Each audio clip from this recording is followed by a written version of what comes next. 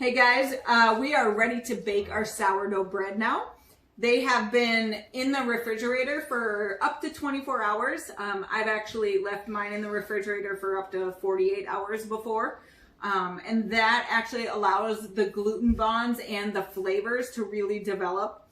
So how are we going to bake these? Step one, you get your cast iron Dutch oven. You put it in your oven and you heat your oven to 500 degrees. That's usually about as hot as you can get most ovens to go. I think a broil is a 500 or a 550. So you really need to be very careful when you are working with your cast iron at this temperature.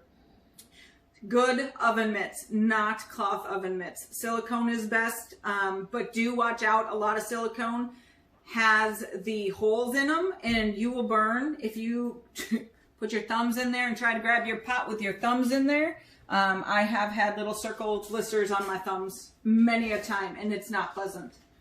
So once your oven has heated to 500 degrees and it's been in there for a good 20 minutes, you can pull out your cast iron. Hey dog, you better back up, girlfriend. When you open the door, step back because 500 degrees is nothing to mess with.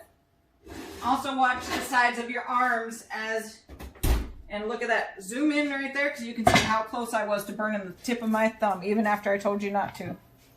The other thing, a lot of the times when you open this up, you're going to have a little bit of smoke or steam coming out and you definitely want to be careful with that. I'm going to put this back in there. All right, this is 500 degrees. Now I'm going to lower my oven to 450 degrees.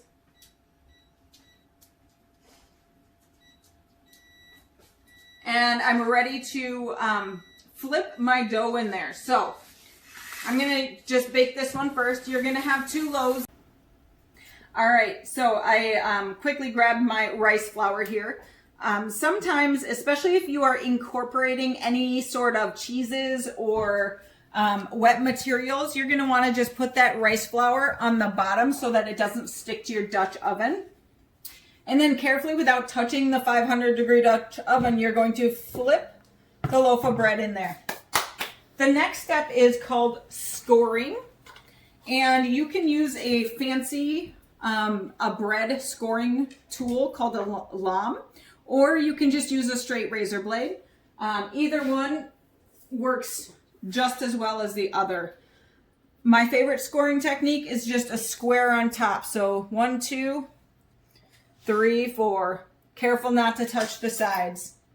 Then I'm going to put the lid on. The lid goes back on. The whole thing goes in the oven now.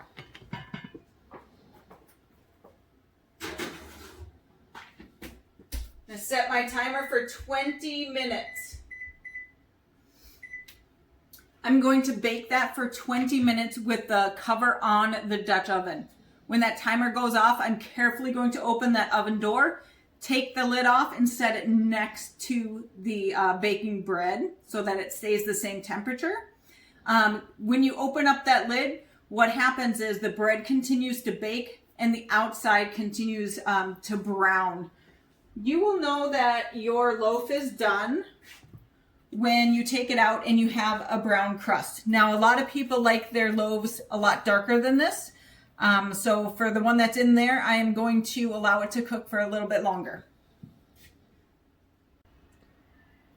All right, it has been almost 20 minutes and the timer is going to go off. I'm going to carefully open the oven and take the top off and you'll be able to see how the bread is rising and baking.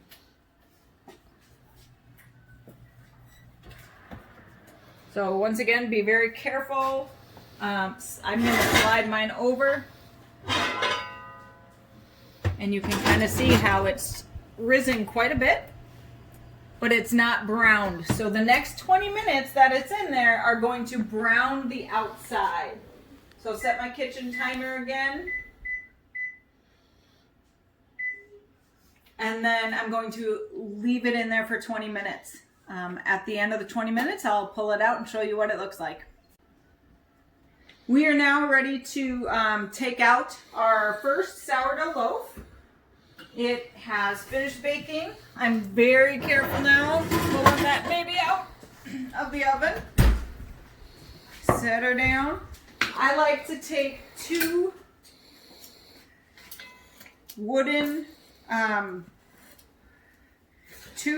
spoons, kind of grab it carefully, set it on the stove top, and then you are ready to put in that second loaf. Now this one has cheese and garlic in it, so I'm going to be pretty careful about flouring the bottom. I'm going to flip her in there. And then I'm going to do that same square. I find that it rises the best if I do that square cut in there. You can actually hear it sizzling already. I'm going to throw the top on. And then I'm going to get it right back in there.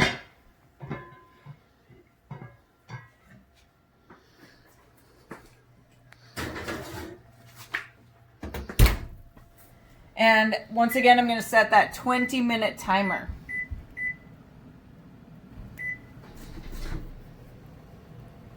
Might be able to hear the crackle